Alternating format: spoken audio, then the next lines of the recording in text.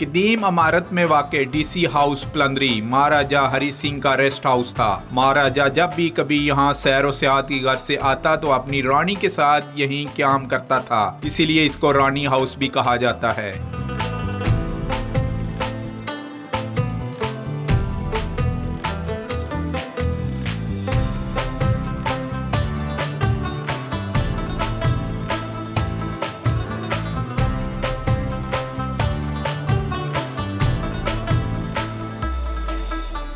सरदार साहब, सबसे पहले हमें बताइएगा पलंदरी के बारे में थोड़ा। जी, ये पलंदरी जो है बेसिकली इसको सदरुती कहते हैं। डोगरा दौर में ये एक तहसील थी, उस लिहाज से जो है इसको ज़्यादा मशहूर ये सदरुती है। पलंदरी ये मरकज़ है, छोटा जो शहर होता था इसको पलंदरी कहते हैं।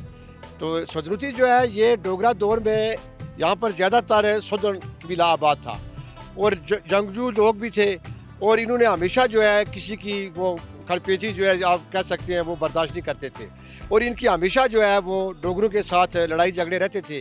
तो ये जो सदरुती है, जंग आज़ादी जब 1947 में शुरू हुई गाजी अमीर सरदार मोहम्मद इब्राहिम साहब की क़यादत में, उस वक़्त तमाम कबाइल ने उनका साथ दिया।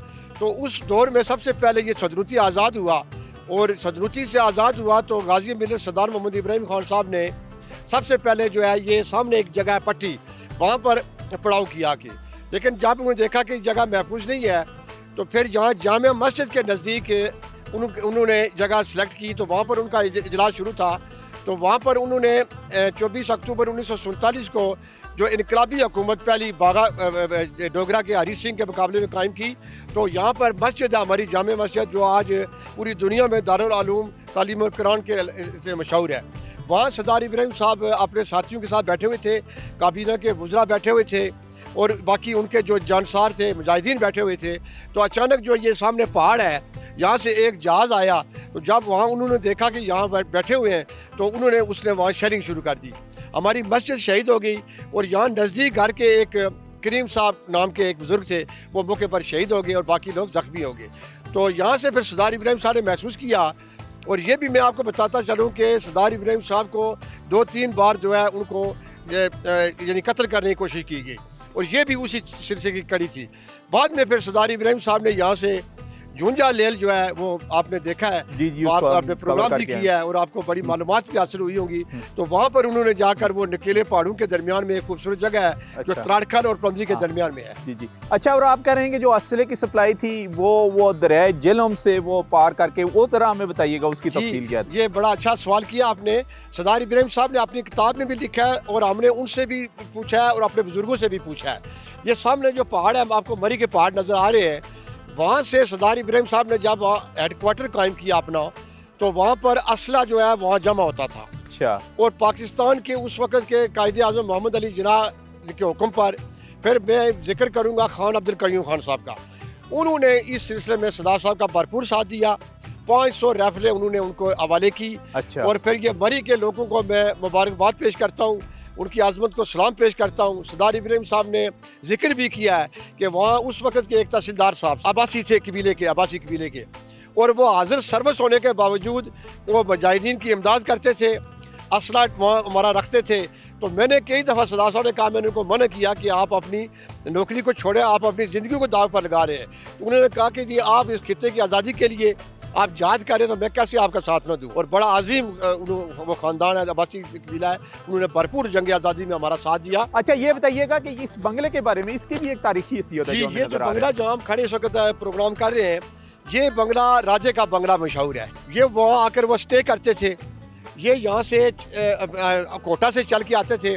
वो सड़क अभी भी उसके निशानात मौजूद हैं। अभी भी ये पहाड़ जो है इसके नज़दीक से वो गुजरती है। तो यहाँ आकर वो रात को स्टे करते थे। इसके बाद यहाँ से इनका मार्च किधर होता था? पूंछ की तरफ, क्योंकि पूंछ जो हमारी एक रियासत थी। अच्छा। उसमें जो है वो करते थे। फिर यहाँ आगे एक रानी की बावली है, उस पर जाएंगे हम, उस पर भी आप जाएंगे। जी। यहाँ पर महाराजा आके वो स्टे करते थे और सिख दौरे हुकूमत की हम बात कर रहे हैं। और उनको पालकी पर उठा कर लाया जाता था। अच्छा। पालकी पर आप हैरान होंगे कि मखसूस जो उनके लोग थे जो मखसूस उनके खास जो होते थे सिक्योरिटी के लिहाज से, वो उनकी जो है वो जो क्या कहते हैं उसको डोली, उसमें बैठती थी रानी और उसको लाते थे और हमारे जो लोग थे उनसे उनके नौकरों को उठाया जाता था। इतना बड़ा जुल्म था। अच्छा, अभी हमें बताइएगा यहाँ बेसिक हेल्थ यूनिट तालीम के इदारे मौजूद है यहाँ पलंदरी में? जी अल्हम्दुलिल्लाह, देखें सबसे बड़ा जो हमारा इदारा कैडेट कॉलेज है, ये 1990 में इसकी क्लासेज इसका आगाज़ हुआ था, 2001 में इसकी क्लासेज चल गई थी। तो इस लिहाज से कैडेट कॉलेज है, ये दारुल उलूम है हमारा। इसके अलावा हमारा DHQ हॉस्पिटल है और आपको जगह जगह कब्रिस्तान में जो शोधा नजर आएंगे। अच्छा, टूरिस्ट को क्या मैसेज देंगे, किन किन रास्तों से होके यहाँ पर आ सकते हैं और कौन कौन से पॉइंट देख सकते हैं? जी, हमारी जो शहरात हैं सबसे बड़ी ज़रूरी तो ये होती है, लेकिन वो अच्छी बनी हुई है। इनको पिंडी से अगर आएँ, आज़ाद पत्तन आएँ और रावला कोट में आप गए होंगे कि नहीं गए, अगर गए हैं तो वहाँ पर बंजूसा कितनी खूबसूरत जगह है। उसके ऊपर तोली पीर आप चले जाएँ, उसके पास जसा पीर है हमारा। ये मुख्तलिफ हमारे मकामात हैं और ये मैं सियाहों को ये कहूँगा कि आप बराए मेहरबानी इधर आए। पलंदरी आने के लिए कौन सा वो रोड का रास्ता? सबसे अच्छा रास्ता आज़ाद पत्तन वाला है। आज़ाद पत्तन जी, कोटे से आप आए कोटे आज़ाद पत्तन से पलंदरी आ सकते हैं। तो राइट साइड पर रावला कोट है, तो लेफ्ट साइड पर हमारा सदरुती आ जाता है। आप हमारे साथ हैं। आज हम एक्सप्लोर कर रहे हैं इन खूबसूरत जन्नत नज़ीर वादियों।